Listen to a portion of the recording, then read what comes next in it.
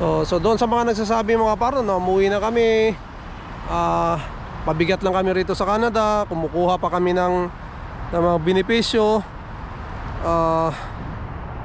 Yun. Hindi ko maano mga par, dahil pare-paras naman tayo. Sabi nila nagbabayad din sila ng tax, no? Nagbabayad din kami ng tax, no? Tulad namin mga student mga par, ay triple pa nga ang tuition namin, no?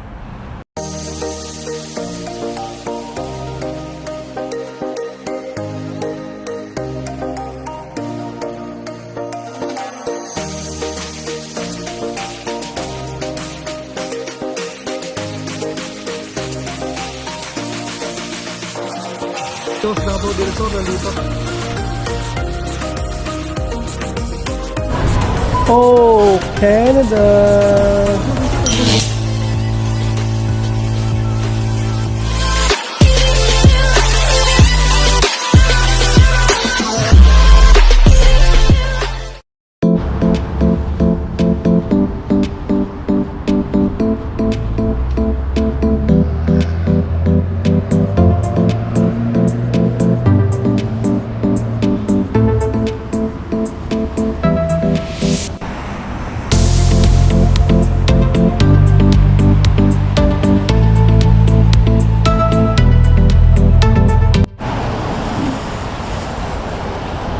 Good morning mga par, welcome back to my channel again. Naglalakad ulit tayo dahil natin si Inday mga par. Medyo maulan ngayon, maambon. Lalakad ulit tayo mga par. Dito ulit tayo sa may ano natin, sa may tambayan natin sa kabila.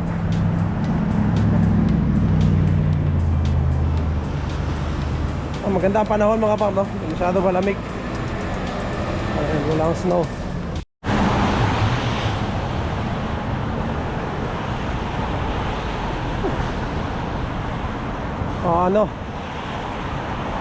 Baka aliwalas ng park mga par, no? Baka tao-tao.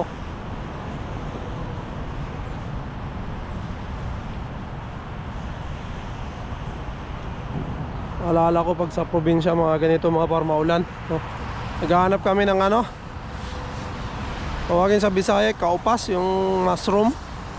Kung sa may mga kawayanan, may mga madamong lugar, lalo pag maulan paggabi mga par. Naghahanap talaga kami dyan ng ano, mga ganyan, kasi masarap yun mga par, no? Gulayin. Lagyan mo, sabawan mo, no? Kristal yung sabaw nun mga par, sarap, no? Kapag nakakita ka nun yung mushroom na yun sa probinsya, ano yun, marami yun mga par. Isang beses nakakita kami nun, dami. Pero ngayon yata tinatanim na yun mga par, no? Kinukultured niya. Kaya maganda rin ano, maganda rin yung ginawa nila. Ayun mga par. Pag-usapan pala natin yung ano ngayon mga par, no? Talagang kahit mag-browse ka sa Facebook, sa YouTube mga par, no? Marami kayo nakikita, no? Doon sa mga comment, no? Marami kayo nakikita mga par na nagko-comment na yun nga, sabi uwian na daw sa mga temporary foreign worker. Yun yung mga nababasa mo, yung mga hate mga par, no? Umalis ka na rito, hindi ka kailangan ng Canada. Marami na kami dito, puno na. Ayun, ano lang mga par, no? Pag tiningnan mo kasi, binasa mo at madali kang mga par, no? Maapektuhan, no? Ma-stress doon sa mga sinasabi nila. Ayun, medyo masasaktan ka mga par, no? Dahil yung mga tao na yan ay mga dati rin yung mga, siguro mga dating mga temporary din, no? Swerte doon sa mga pumunta rito na ano na, no? Na landed PR, no? Pero karamihan mga par, yung iba din mga ano rin yan, temporary din yan, no? Galing temporary din, tapos naayos na yung papel na PR. Kaya sila nakapag-stay sa Canada, no? Masakit lang dahil yung iba sa kanila, no? Na PR na nga dito, na nabigyan sila ng chance, no? Maraming sinasabi mga par, no, na mga masasakit sa iba nating mga kababayan, no? Tulad din namin, isang temporary pa lang din. Siyempre umaasa rin tayo na makakuha ng appeal rito, no? Kaya ayun, di ko alam nga kung saan sila humuhugot ng mga ganyang, bakit napaka niga nila pagdating sa ganyan mga par, no? Siguro meron din silang pinanggagalingan, hindi natin alam, no? Pero sa side naman namin mga par, no, mga temporary foreign worker, no, hindi kasi basta-basta ganun eh. Kasi medyo masakit din yung sinasabi nila na ganun. Dahil pumasok naman kami rito, no, hindi naman talagang isang pitik lang nandito na kami, no. Marami rin kaming pinagdadaanan, marami rin kaming sinakripisyo na oras, siyempre, na pera, siyempre, no. Depende na rin yan kung anong ano mo, pathway mo pagpasok dito sa Canada, no. Tulad nga namin, naka-student visa mga par. Ay hindi basta-basta, no. Hindi yon na na isang click lang nandito na kami, no. Kumbaga instant, walang ganun mga par, no. Walang instant pagpasok dito sa Canada, no. Lahat pagdadaanan mo, no, pagka-gather ng documents, no, pagbabayad, no, kailangan mo ng funds, no. And then yun nga, ipapasa mo at yung visa officer yung titingin sa application mo at siya ang magdedesisyon kung i-approve niya or i-refuse yung application mga par, no. And syempre doon naman sa mga temporary foreign worker mga par, talaga namang lumalaban din ng parehas, no, na yun nga, tulad namin nag-aaral naman, no, sumusunod naman sa mga rules, no. Medyo lang, medyo mga par, no, yung masakit, no, na pag nakakabasa ka ng gano'n, no. Dahil yun nga, hindi mo alam kung anong pinanggagalingan din nila, no.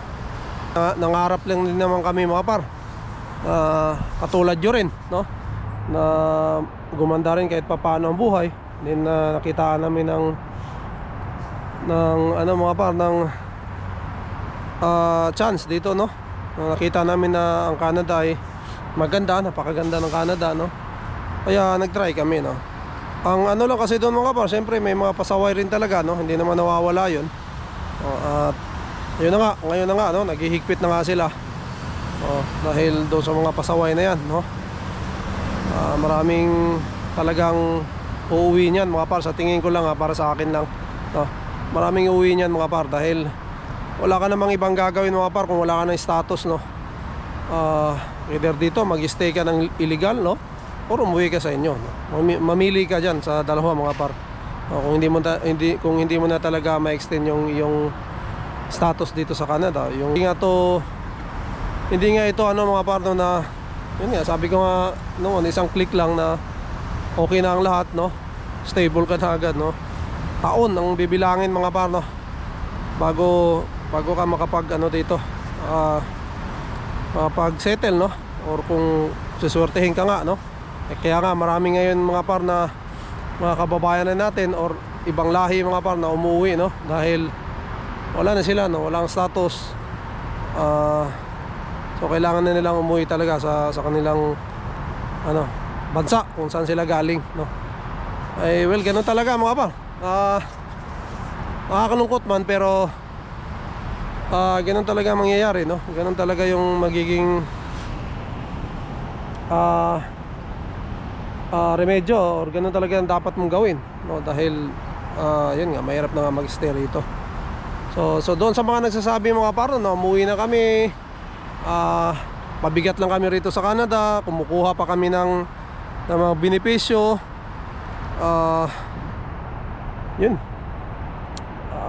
hindi ko maano mga par, dahil pare-paras naman tayo. Sabi nila nagbabayad din sila ng tax, no. Nagbabayad din kami ng tax, no. Tulad namin mga student mga par, ay triple pa nga ang tuition namin, no. Ang aming no, triple pa nga ang tuition na binabayad namin mga par kaysa sa mga PR o citizen dito sa Canada, no. Malaki po, hindi po basta-basta. Pati mga yun, syempre yung mga bilihin, no, nagtatax rin naman kami, doon sa trabaho namin mga par, nagtatax din naman kami. No, kumbaga pare-parehas tayo nagtatax dito mga par. Wala namang tao siguro dito na hindi nagtatax, no. Magbabayad ng tax. Pare-parehas tayo, ma-PR man, citizen or temporary. Nagbabayad tayo rito parehas ng tax, no. Ang siguro ang kaanuhan lang, ang kaibahan lang siguro, malamang mas malaki sa inyo dahil mayroon na kayong bahay, no. May mga binabayaran pa kayo dyan, mayroon kayong sasakyan, no. May mga binabayaran din kayo dyan. Baka mas malaki yung tax na binabayaran nyo dahil syempre mayroon kayong mga binibili din mga par, no, ng mga property ninyo. Tulad sa amin na yun nga, hindi pa naman po pwede dyan dahil yun nga, temporary pa lang kami, no. Wala pa kaming ano dyan mga par, no? Wala rin kaming balak, no. Siguro darating din yan kung talagang makapag settle na rito mga par, no. Darating din yan panahon na yan. Ayun lang mga par, no. So mga nagsasabi na umuwi na kami, no, hindi kami uuwi mga par, no, dahil hanggat may status kami, no, hindi naman kayo officer, no, or immigration officer na pauwiin kami, no. Sa amin mga par, hanggat may status kami, no, hanggat legal kami na mag-stay rito, no, mag-stay kami mga par dahil yan para yun sa future na aming pamilya, no. Kaya wala, para sa akin mga par, hindi yun ano, no, hindi ka dapat ma-stress doon sa mga sinasabi nila dahil alam mo naman yung status legal o hindi ka legal dito mag-stay mga par, no. So yun, doon lang tayo sa legal mga par, no. Dapat yun nga, pwede pa kayo, may status pa kayo, no, dahil napakahirap nga nang wala nang status dito. So kung mayari sa inyo mga par na wala nang status, i-restore nyo. Ayun, pero kung wala na, hindi na po pwede, no. So kailangan natin bumitaw mga par, no. So umuwi muna tayo, no? Mag-isip-isip. So mag-recharge siguro. At kung mabigyan rin tayo ng chance, no, at may chance pa na makabalik tayo rito, so siguro naman pagka wala ka namang ginawang masama rito mga par, no, lalong-lalo na doon sa mga application mo, hindi mo naman piniki, no, genuine lahat. So may malaki pang chance mga par na makabalik ka rito, no. So, malaki ang chance na makabalik ka rito. Kaya ayun. So maraming salamat mga par, no, sa lahat ng lagi nakasuporta sa atin. Yun, shoutout pala mga par, no, kay Apolinario Iliscas.